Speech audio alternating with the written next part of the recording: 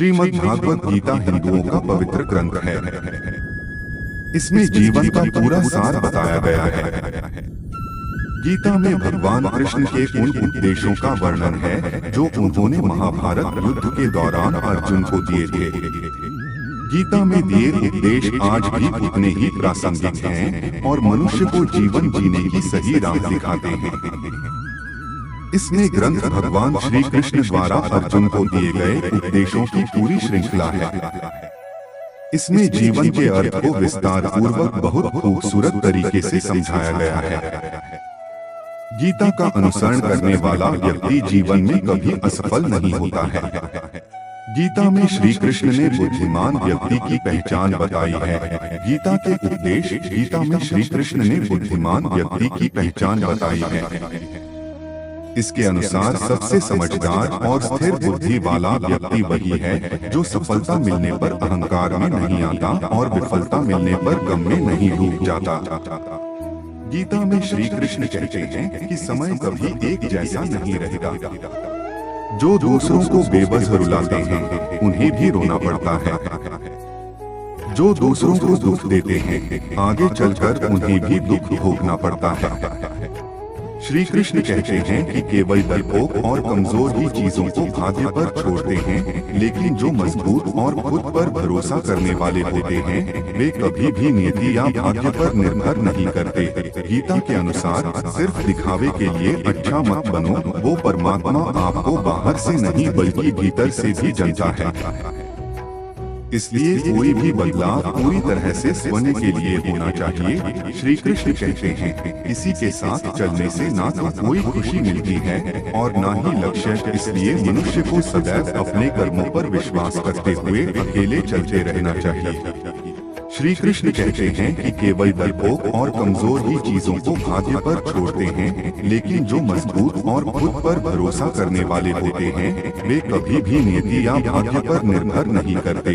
गीता के अनुसार सिर्फ दिखावे के लिए अच्छा मत बनो, वो परमात्मा आपको बाहर से नहीं बल्कि भीतर से भी जानता है। इसलिए कोई भी बदलाव पूरी तरह से स्वयं के लिए होना चाहिए। श्री कृष्ण कहते हैं किसी के साथ चलने से ना तो कोई खुशी मिलती है और ना ही लक्ष्य। इसलिए मनुष्य को सदैव अपने कर्मों पर विश्वास करते हुए अकेले चलते रहना चाहिए। आप खुश हैं या दुखी, यह दोनों आपके विचारों पर निर्भर है। अगर आप प्रसन्न रहना चाहते हैं तो आप हर हाल में प्रसन्न ही रहेंगे। अगर आप अपने मन में बार बार नकारात्मक विचार लाएंगे तो आप दुखी ही होंगे। विचार ही हर व्यक्ति का शत्रु और मित्र होता है। गीता में श्री कृष्ण ने कर्मयोग, भक्ति योग और ज्ञान योग को ही कल्याण का प्रमुख साधन बताया है।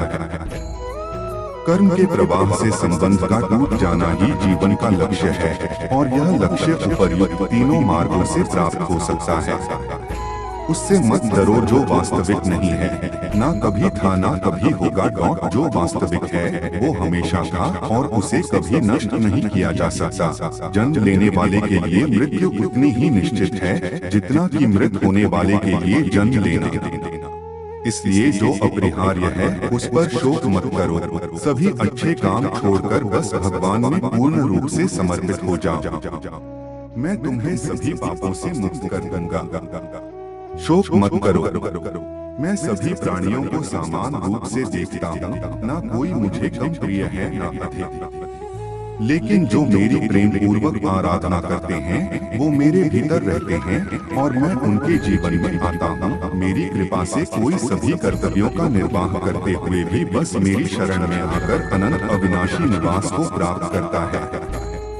मैं धरती की मधुर सुगंध हूँ, मैं अग्नि की ऊष्मा हूँ, सभी जीवित प्राणियों का जीवन और सन्यासियों का आत्म संयम हूँ। कभी ऐसा समय नहीं था जब मैं, तुम या ये राजा महाराजा अस्तित्व में नहीं थे, ना ही भविष्य में कभी ऐसा होगा कि हमारा अस्तित्व समाप्त हो जाए। वह जो वास्तविकता में मेरे उत्कृष्ट जन्म और गतिविधियों को समझता है वह शरीर त्यागने के बाद पुनः जन्म नहीं लेता और मेरे धाम को प्राप्त होता है। अपने परम भक्तों जो हमेशा मेरा स्मरण या एक चित्त मन से मेरा पूजन करते हैं, मैं व्यक्तिगत रूप से उनके कल्याण का उत्तरदायित्व लेता हूँ। कर्म उसे नहीं बांधता जिसने काम का त्याग कर दिया है। जो व्यक्ति आध्यात्मिक जागरूकता के शिखर तक पहुँच चुके हैं, उनका मार्ग है निस्वार्थ कर्म।